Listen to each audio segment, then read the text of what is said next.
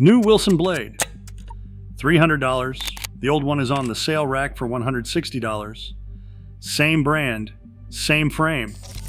You assume that gap means something real. It does not. 5 tennis brands, 5 categories, one identical trick. Whether it is a $300 racket, a $185 pair of shoes, or a $120 polo, they have all built price ladders that look like performance ladders. You are climbing stairs that lead to the same floor. Let's start with the one that bothers me most. The Wilson blade. 9 versions since 2006. 40 players in the ATP and WTA. Top 100 use it when the latest dropped. Sabalenka, Tsitsipas, de Minaur. Every 2 to 3 years, a new generation arrives with a new technology name. Stable feel, 45 degree, direct connect, a new color scheme, and a new $300 price tag. The previous version slides to $150 or $180 on clearance. The naming sounds like engineering. The pricing sounds like progress. Here is what Wilson does not say loudly. The mold did not change. The same mold. Tennis Gear Guide. UK put it plainly, the mold on version 9 is identical to version 8. Tennis Nerd confirmed the same. Tennis Companion ran a head-to-head with both frames strung identically and found the differences difficult to detect without that controlled setup.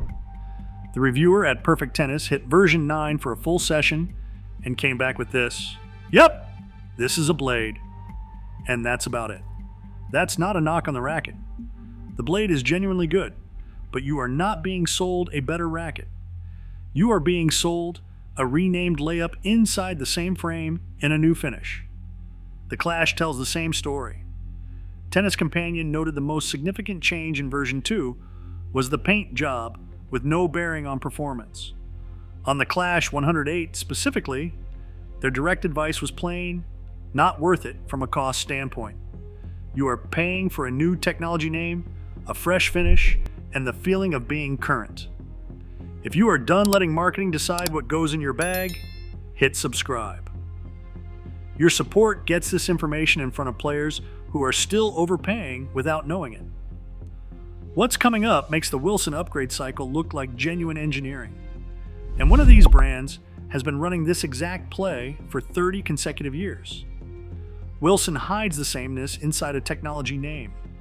Nike hides it inside a Zoom Air unit. Different category, identical game. The Nike Court Vapor lineup looks like a real performance ladder. Court Light costs around $75, Vapor Light at $90. There is a mid-range Pro tier, and the flagship starts at $185 and up. The assumption is that durability and court performance improve meaningfully at every step. Run-Repeat runs independent lab tests on tennis shoes. They tested the budget Vapor Light 2 and measured the outsole rubber hardness at 90 HC, one of the hardest they had come across, matching the Vapor Pro 2. Same rubber, different price tag. The Court Light 4 measured 5.2 millimeters of outsole thickness. Above average. The flagship Vapor 12 at $185 measured 5 millimeters. The cheap shoe has more rubber than the expensive one. The mid-tier Vapor Pro 3 showed similar lab results to the Vapor 12. Perfect Tennis is consistent on Nike across the full lineup. Comfortable, great looking, and it suffers on durability. Not just the budget models, the whole range. Tennis Warehouse offers a 6-month outsole durability guarantee on select shoes. Exactly one Nike model qualifies, the Vapor Cage 4. Every other Nike tennis shoe, including the $185 flagship, ships without it. Asics will back their flagship for 6 months. Nike will not, at any tier above the Cage 4. Moving up Nike's ladder buys AIR Zoom units, a lighter upper, and a stronger Pro association. The durability ceiling is the same at $90 and at $185. Rackets, shoes, let's step off the court for a moment. The Crocodile. René Lacoste invented the tennis polo shirt on the clay courts of France in the 1920s. That origin story is completely legitimate. Djokovic and Medvedev wear it on tour. At traditional clubs, the logo signals you are serious. A $120 match polo feels like proper tennis culture in a way a $55 shirt from a less storied brand simply does not. That feeling is the product. Spanish Clout said it plainly in 2026. You do not buy Lacoste because it beats other brands on price or specs. The Gentleman's Gazette noted a clear markup for branding. Mamouze confirmed the materials are standard athletic blends, rayon, wool, polyamide, polyester, nothing you cannot find at half the price. Multiple independent sources place Lacoste in the same bracket as Hugo Boss and Tommy Hilfiger. Affordable luxury, not performance sportswear. A $120 Lacoste polo and a $55 performance tee from Fila or Technifiber will both wick moisture through a full match. The court performance difference is zero. The social performance difference at your club is entirely real. Just do not call it a gear decision.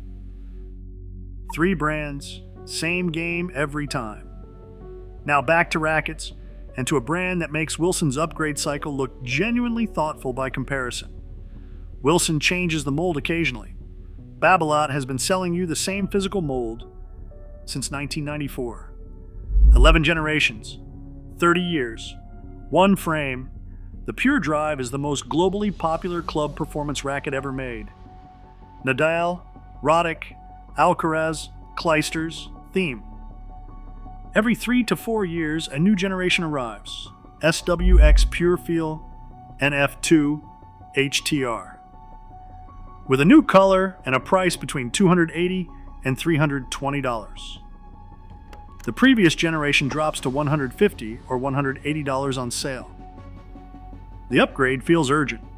The marketing makes sure of it. Tencom found the same mold, same oval beam design, same 23, 26, 23 millimeter structure across 3 decades of production. Their advice was direct. The difference in feel should not factor into your buying decision when comparing the 2021 model at a discount to the 2025 model at full price. Love Tennis Blog described it as possibly the longest continuously produced frame in professional tennis. Tennis Nerd completed the picture. Babolat did not design this mold. They acquired it from Pro Kennex, where it was originally called the Destiny.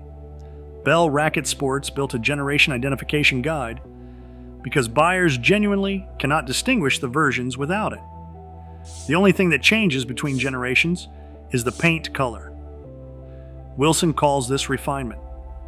Babolat does not change the mold at all and calls every version an innovation. 11 times.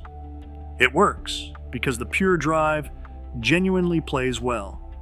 And nobody questions whether the upgrade was real when the racket already feels good. If your 2021 Pure Drive is in decent condition, the 2025 at $290 plays identically. You are paying $130 for a new colorway and a renamed dampening system. 4 categories. 1 left. And this one is not the frame. It is what is inside the frame. The strings. Half your racket's performance comes from the strings. Luxilon LU Power is the dominant professional polyester string. Players like Djokovic, Murray, and Federer use it. Around $21 per set versus $9 to $12 for alternatives. The premium feels proportional to the association. The Encino tennis coach put it plainly. There is nothing magical about spending $21 a set plus $30 in stringing labor. Their recommendation was Torna Big Hitter Silver, a string they called a barely veiled knockoff of ALU Power with slightly better tension maintenance at a significantly lower price.